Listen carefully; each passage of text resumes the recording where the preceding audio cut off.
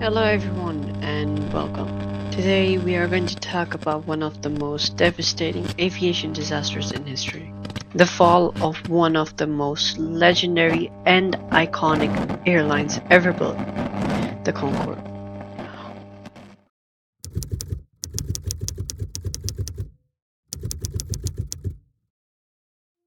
The pilot's day started at 5 a.m.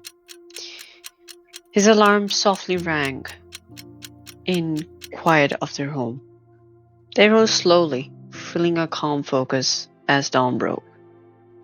After a light stretch, they made a simple breakfast, just a small bowl of yogurt and a warm cup of coffee. As they sat at the kitchen table, they reviewed the flight plan, feeling a quiet confidence.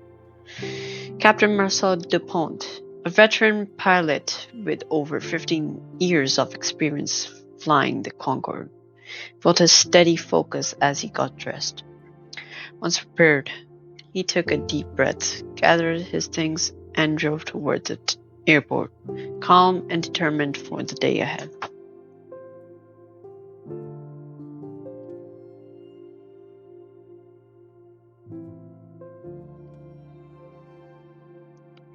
After finishing his breakfast, Captain Marcel Dupont arrived at the airport just before dawn. The terminal was still quiet as he met his crew, and together they gathered for a thorough briefing. They reviewed weather conditions, checked the flight route, and went through a detailed safety protocol. Each member of the team moved with practiced precision, and as they completed their final checks, a sense of quiet confidence settled over them, ready for the day's flight. As Captain Marcel Dupont finished the briefing, his co-pilot, First Officer Jacques Lemon, took his seat at the controls. Jacques has been with Air France for a decade, flying various aircraft, but the Concorde was his true passion. As he ran through their pre-flight checklist together, Jacques kept a steady eye on the instruments, double-checking altitudes, speeds, and fuel levels. His calm analytical approach balanced the captain's experience, and together they formed a trusted team ready for the flight ahead.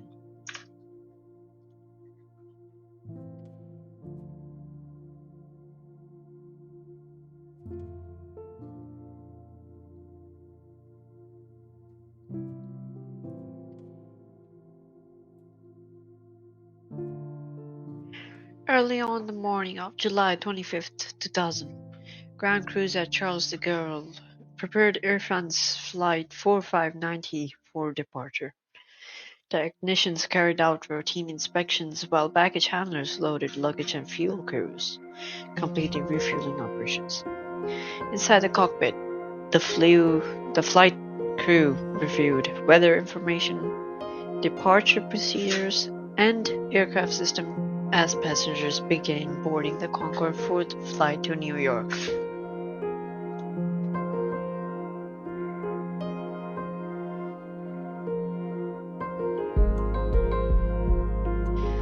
By late morning, boarding had been completed and the aircraft doors were secured.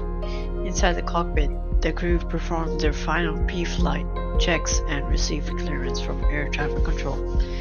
Soon after, the Concorde pushed back from the gate and began taxiing toward the runway. As the aircraft moved across the airport, the crew monitored instruments carefully while the engines produced the deep roar that made the Concorde instantly recognizable.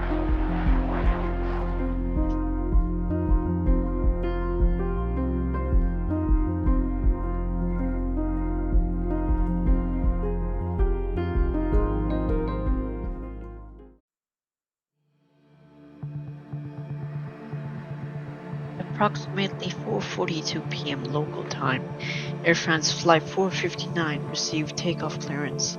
The Concorde accelerated rapidly down the runway, its engines pushing the aircraft towards supersonic travel speed.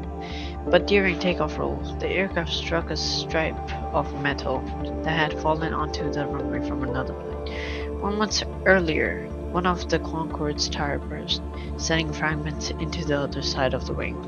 Within seconds, a fuel tank was ruptured, causing fuel to leak and ignite.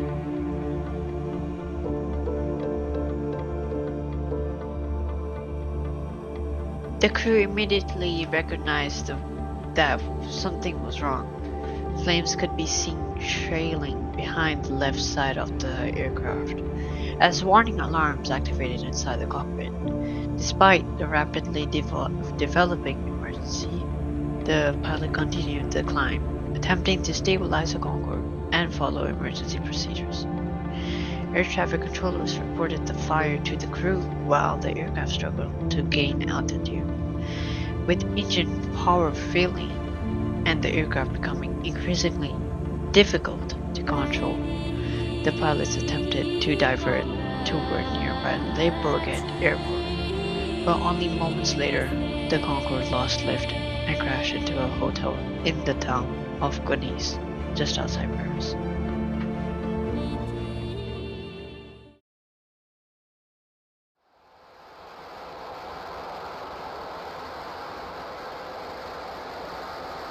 Nous avons 4 d'échauffage.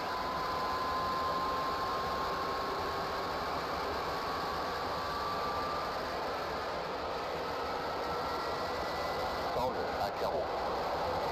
80.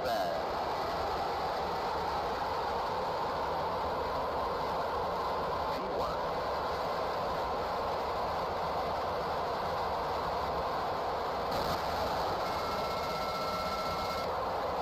Concorde 0. 459, vous avez des arrêts. Vous avez des flammes derrière vous. Panne moteur. 2. Arrêtez le moteur numéro 2. Attention, la vitesse de l'air. L'équipement en cours de montée. 80, vous avez de puissants de flammes derrière. Allez, Roger. L'équipement neutre. Cette zone comme vous le prenons à deux. Vous avez la priorité pour un retour au danger. J'essaie. Vous êtes en train d'arrêter le moteur numéro 2. Je l'ai fermé. Vitesse.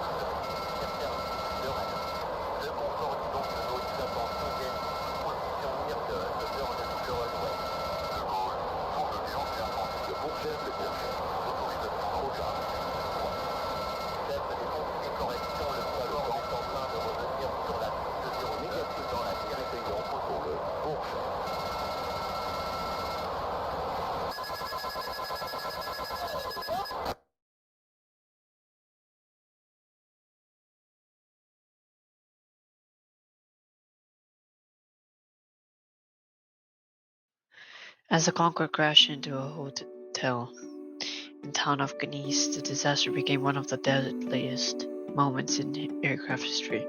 All 109 people on board lost their lives, including 100 passengers and 9 crew members. Another 4 people on the ground were also killed in the impact, and fire bringing the total toll to 113. The tragedy shocked the world and marked a turning point for the future of the Concorde.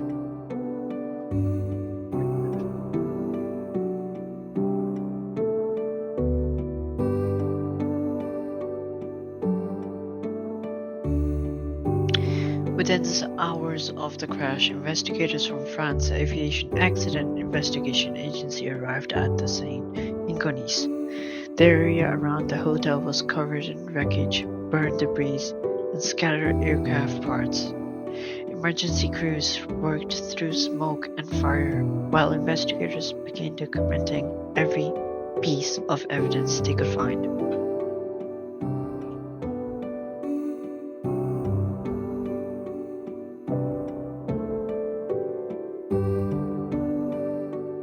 The following days, Its teams carefully recovered sections of the Concorde and transported them to secure overseas for examination. Specialists analyzed engine components, landing gear fragments, fuel systems, and piece of damaged wing. At the same time, investigators reviewed cockpit voice recording and flight data during construction of the aircraft final moments second by second.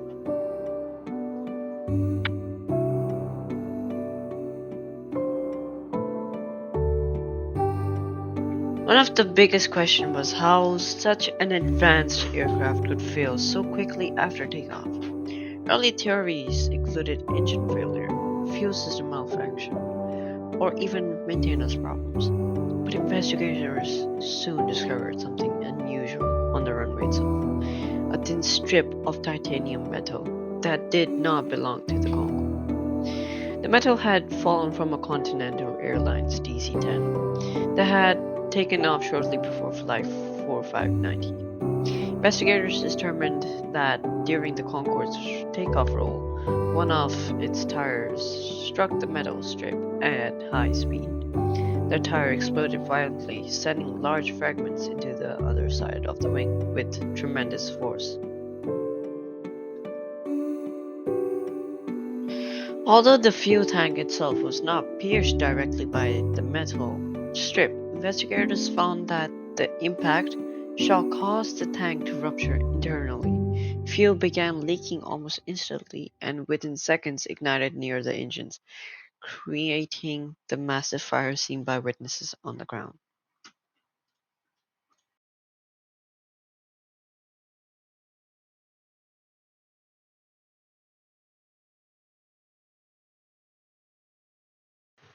Well, thank you everyone for watching this video. I'm going to launch a second part where I'll be showing the investigation part in which we talk about the Concorde and how it crashed and also right now I have several other videos which are on hold and yeah, it's a bit difficult, so yeah.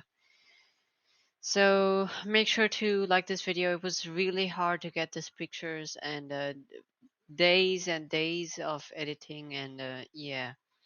So if you can like this video, subscribe and comment down below if you guys like this kind of investigation crash videos. I'll make sure to make others, and in the future I'll try to make a replica in Microsoft Simulator. Take care.